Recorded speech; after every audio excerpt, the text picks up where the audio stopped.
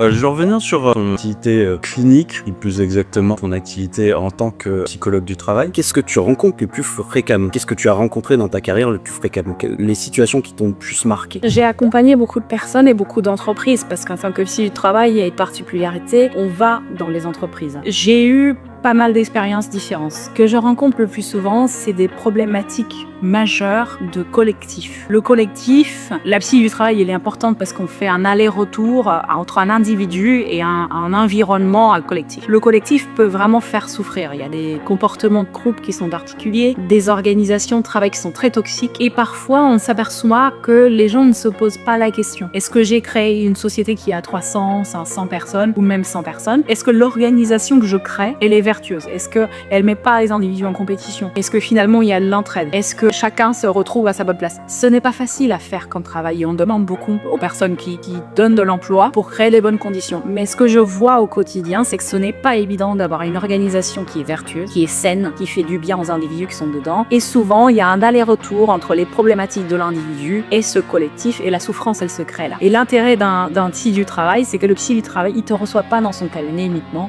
Il vient voir comment sont les bureaux, comment est la distribution spatiale, où se placent les gens, quelle est leur réalisation, quelle est la communication entre les individus, quel est l'organigramme, est-ce qu'il y a du sens, est-ce qu'il n'y en a pas, et l'impact que toute l'organisation de travail va avoir sur l'individu et l'individu sur son organisation de travail. Donc voilà ce que je vois, des problématiques de réflexion du collectif qui impactent l'individu.